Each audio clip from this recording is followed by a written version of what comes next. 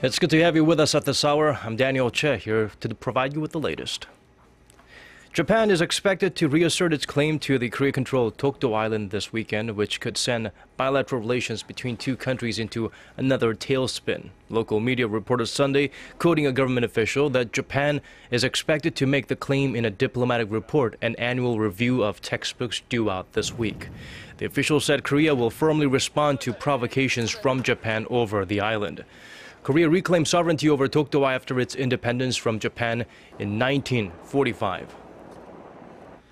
A second shipment of Russian coal from North Korea could arrive in South Korea as early as later this month. But there are still some kinks to be worked out before the so-called Najin Hasan project can get off the ground. Our Connie Kim reports. A trilateral trade pact between the two Koreas and Russia is expected to gain momentum with the second trial run of the joint railway project as early as this month. A government official told local media that the date is being arranged with Korean and Russian business officials, and the test run will get underway by no later than May. The so-called Najin Hasan project was proposed in 2013 to facilitate economic cooperation among the three countries. The coal will be transported from Russia's border town of Hasan to the North Korean port city of Najin via a 54-kilometer cross-border railway. It'll then be shipped to South Korea's southeastern port city of Pohang, the home of the country's largest steelmaker, POSCO. The first trial run took place in November with more than 40,000 tons of coal on one ship. This time, twice the amount of coal will be transported on two ships. Also, officials are planning to bring in coal from a Russian mine that is closer to Najin, cutting the distance by more than half. But there are concerns about the timing of the second trial. Officials had originally planned the second trial for January or February to ensure frozen coal could be transported from rail to ship, but disagreements over the date caused a delay. To operate in the winter, there needs to be more investment in thawing equipment and more investment to generate profit. The project is the first part of President Park Geun-hye's Eurasia Initiative for construction of a new Silk Road railway connecting the Korean peninsula, China, and Russia. Connie Kim, Arirang News. Korea and China will conduct a second joint inspection of fishing boats operating in shared waters in the West Sea following an agreement made last year. The Ministry of Oceans and Fisheries says as many as 2,000 Chinese ships operate in the joint fishing zone during the high season, but a large number of them are believed to violate Korea's exclusive economic zone at night or in high waves when a crackdown is difficult. Ships from both countries can operate in the joint fishing zone without having to report to the other government under a bilateral agreement reached in 2001. Illegal fishing by Chinese ships has become a source of diplomatic tension between the two countries on several occasions, with lives lost on both sides during raids by the Korea Coast Guard.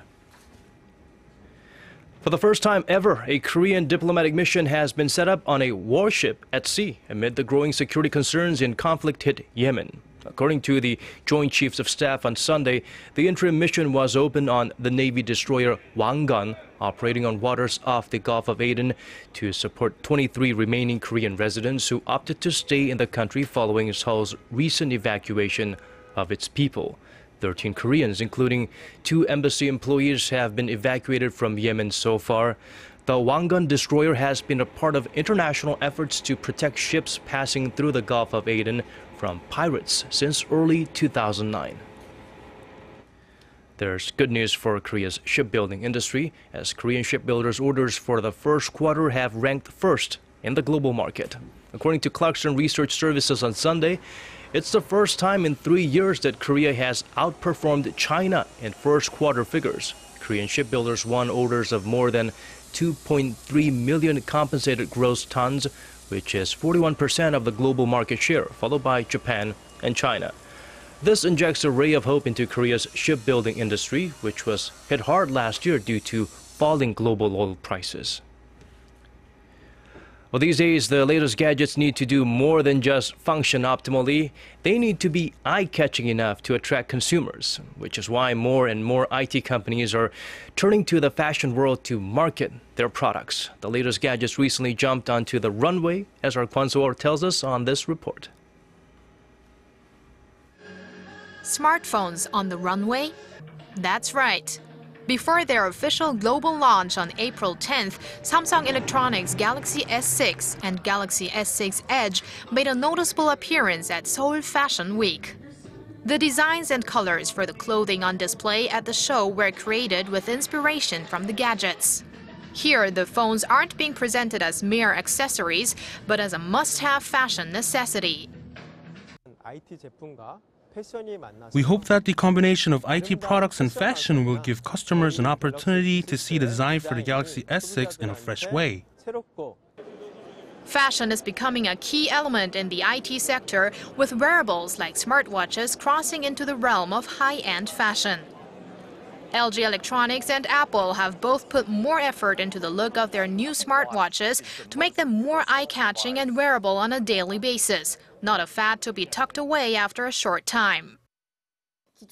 These days, IT companies have to embrace what their regular customers' fashion values regarding style and design are.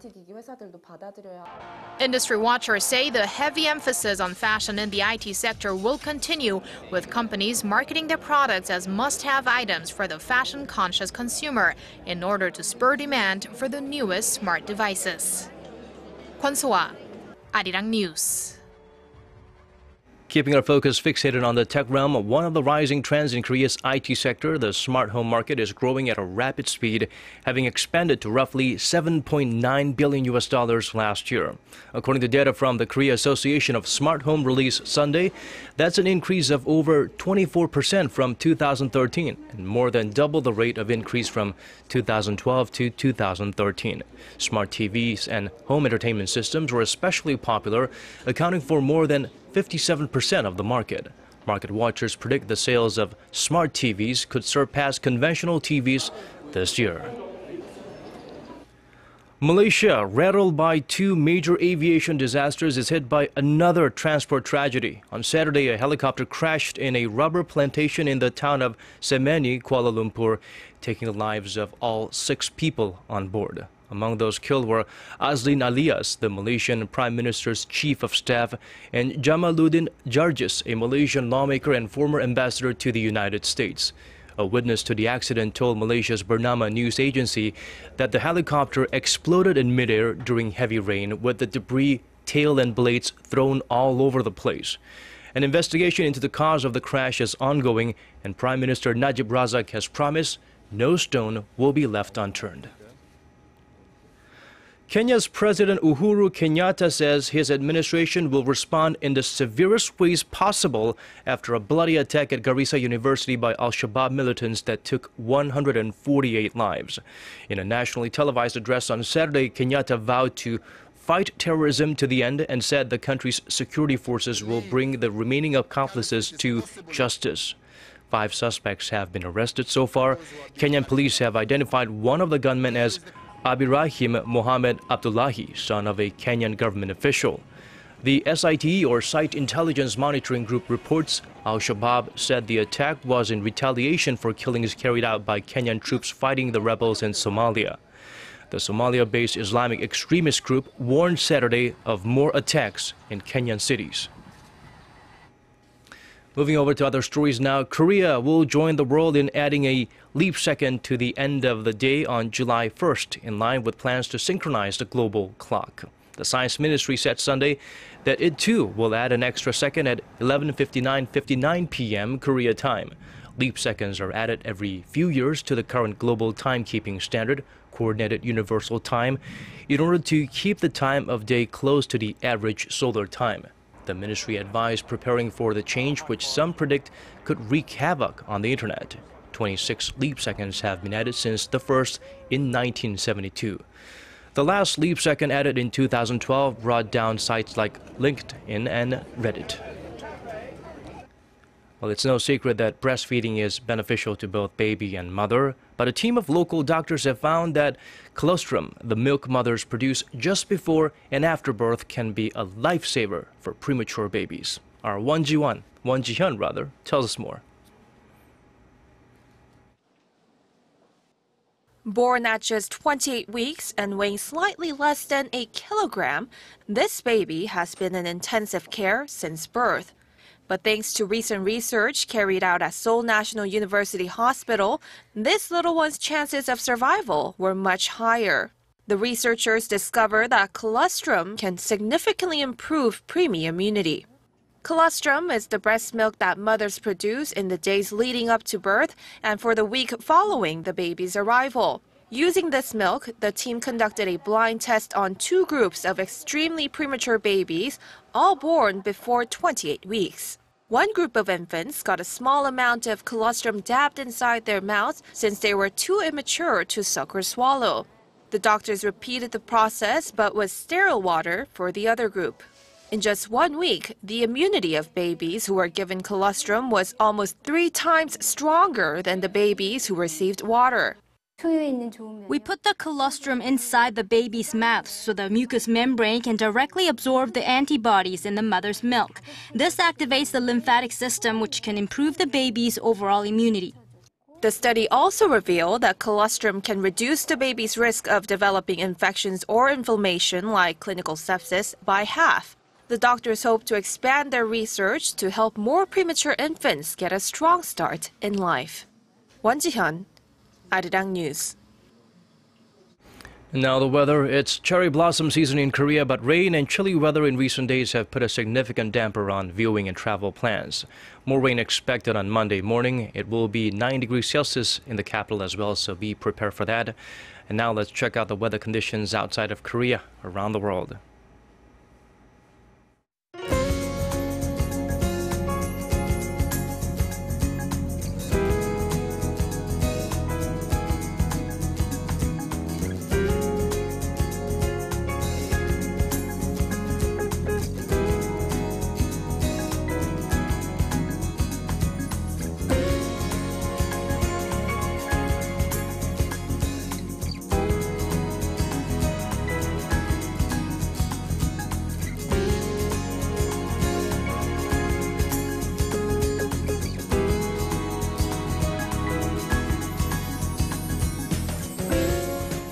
And we've come to the end of our newscast. Thank you for watching. Here's wishing you a great start to your week.